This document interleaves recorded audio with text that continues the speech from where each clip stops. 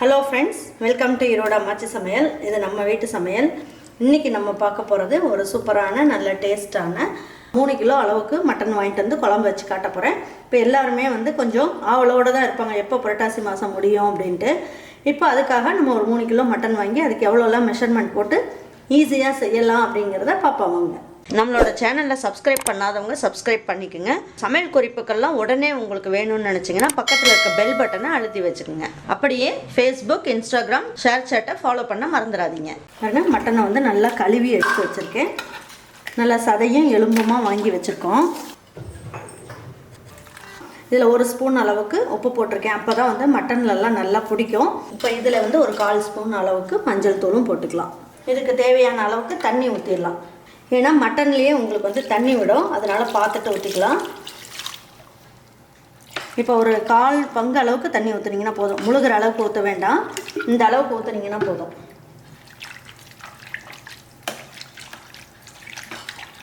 நம்ம மட்டனை மட்டும் வேக வச்சு எடுத்துக்கிட்டு அதுக்கப்புறம் குழம்பு தனியாக செஞ்சுக்கலாம்.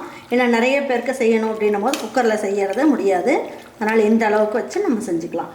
இப்போ குக்கர் மூடி வச்சிடலாம். குக்கர் விசில் போட்டுடலாம். இது ஒரு 4 விசில் வந்தால் போதும். மட்டன் நல்லா பஞ்சு மாதிரி நல்லா வெந்துடும். மசாலாலாம் அரைக்கணும், அதுக்கு தேவையான அளவுக்கு எண்ணெய் ஊற்றிக்கலாம். இதில் ஒரு ஜாதிப்பூ ஒரு சின்ன பீஸ் போட்டுக்கலாம். பட்டையில் இந்த மாதிரி ஒரு 2 பீஸ் அளவுக்கு போட்டுக்குங்க. அன்னாச்சி மொக்கு இருக்கு இல்லைங்களா, அது ஒரு சின்ன பீஸ் போட்டுக்கலாம். ஒரு 6 கிராம்பு எடுத்துக்கலாம். இதில் 1 ஸ்பூன் அளவுக்கு சோம்பு போட்டுக்குவோம். ஒரு 1/2 ஸ்பூன் அளவுக்கு மிளகு, ஒரு 1/2 ஸ்பூன் அளவுக்கு ஜீரகம், ஒரு 2 ஸ்பூன் அளவுக்கு முழு மல்லி, இதில் ஒரு 2 இனுக்கு கருவேப்பிலை.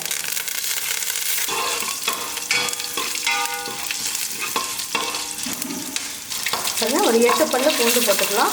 2 இன்ச் அளவுக்கு இஞ்சியை போட்டுக்கலாம். போட்டு எல்லாத்தையும் நல்லா வதக்கிடலாம். கொஞ்சமாக மல்லி இலையும் பிச்சு போட்டுக்கலாம். ஒரு 1/4 கிலோ அளவுக்கு சின்ன வெங்காயத்தை உரித்து எடுத்து வச்சுருக்கேன், இதையும் போட்டுக்கலாம்.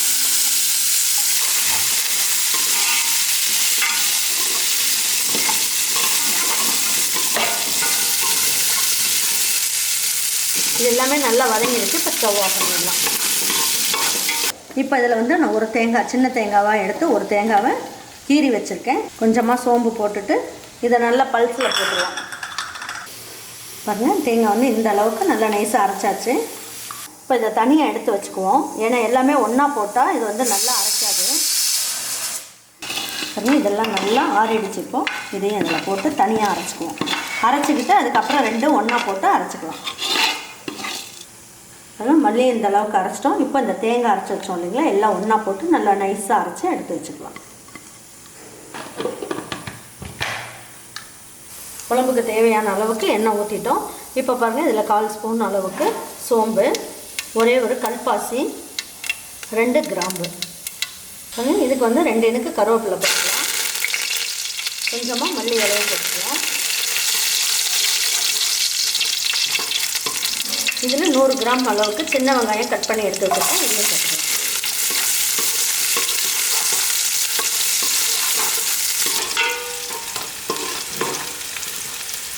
வெங்காயம் இந்த அளவுக்கு வதங்கினா போதும். இதில் 3 தக்காளி கட் பண்ணி எடுத்து வச்சுருக்கேன், இதையும் போட்டுக்கலாம்.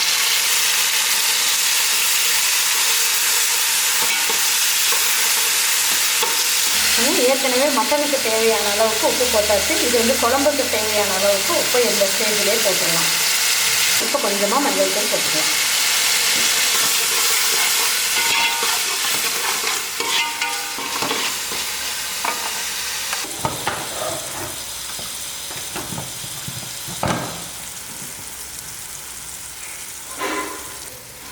மட்டனும் பாருங்கள் நல்லா வெந்திருக்கு. பாருங்கள், மட்டனும் நல்லா வெந்துருச்சுப்போ. குழம்பு கரண்டி இருக்குது இல்லைங்களா, இந்த மாதிரி புளிக்கரண்டி, சாம்பார்லாம் ஊற்றுமே அந்த கரண்டி எடுத்துக்கங்க. அதில் 3 கரண்டி அளவுக்கு நம்ம வீட்டு குழம்பு மிளகாய்த்தூள் போட்டுக்குங்க. குழம்பு மிளகாய்த்தூள் இல்லை அப்படின்றவங்க ரெட் சில்லி பவுடரும் மல்லித்தூளும் சேர்த்துக்குங்க, உங்கள் காரத்துக்கு தகுந்த மாதிரி. இப்போ என்ன பண்ணியிருக்கோம், நம்ம மிளகாய்த்தூள் போட்டோம் இல்லைங்களா, இந்த மட்டன் வேக வச்ச தண்ணியும் இதில் கொஞ்சமாக ஊற்றிக்கலாம். அப்போ அதில் மிளகாத்தூள் வாசம் உங்களுக்கு சீக்கிரமாக போயிடும். நான் கொஞ்சமாக தண்ணி மட்டும் எடுத்து இந்த மிளகாத்தூள் போட்டதுக்கப்புறம் எடுத்து போட்டுட்டேன்.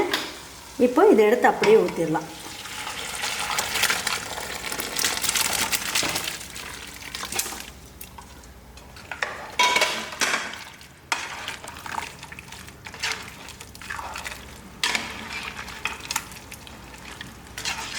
இது ஒரு 5 நிமிஷத்துக்கு அதெல்லாம் ஒன்றா சேர்ந்து நல்லா வேகட்டும்.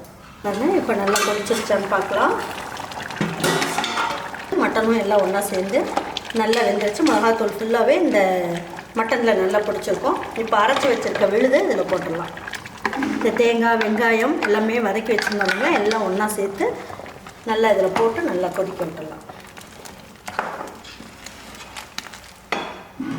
ஒரு 200 ml அளவுக்கு தண்ணி ஊற்றி இதிலே ஊற்றிடலாம். ஏன்னா அந்த அளவுக்கு போட்டால் தான் நம்ம இந்த மசாலாம் ஊற்றுனதுக்கப்புறம் எல்லாம் ஒன்றா சேர்ந்து கொதிக்கும் போது நல்லாயிருக்கும். அப்படி இல்லைன்னா திக்காக போயிடும் குழம்பு. தட்டை வச்சு மூடி வச்சுருவோம். பாருங்க இப்போ எடுத்து பார்க்கலாம் எப்படி இருக்குன்ட்டு. பாருங்க நம்ம இந்த மட்டனில் இருக்க எண்ணெய் எல்லாமே நல்லா பிரிஞ்சு நல்லா ஜம்முன்னு வந்துருச்சு. பாருங்கள் மட்டனும் நல்லா வெந்து சூப்பராக இருக்குது. குழம்பும் நல்லா பாருங்கள் எடுத்து ஊற்றி சாப்பிட்றதுக்கு தாராளமாக இருக்குது. இப்போ இந்த மட்டன் குழம்பை எடுத்து வச்சு இப்போ பரிமாறிக்கலாம். நல்ல இட்லி சப்பாத்தி ஃபுல்கா அதுக்கப்புறம் பார்த்திங்கன்னா புலாவ் இது எல்லாத்துக்குமே எடுத்து வச்சு சாப்பிட்லாம். சாதத்துக்கும் போட்டு சாப்பிட்லாம். நல்ல ஜம்முன்னு சூப்பராக இருக்கும். இதே மாதிரி ஒரு மட்டன் குழம்பு உங்கள் வீட்டில் இருக்கவங்க எல்லாருக்கும் செஞ்சு கொடுத்துட்டு அவங்களுக்கெல்லாம் பிடிச்சிருந்ததுன்னா லைக் பண்ணுங்கள், ஷேர் பண்ணுங்கள், சப்ஸ்கிரைப் பண்ணுங்கள், மறந்துடாமல் கமெண்ட்ஸ் பண்ணுங்கள். தேங்க்யூ ஃபார் வாட்சிங் ஈரோடு அம்மாச்சி சமையல். தேங்க்யூ.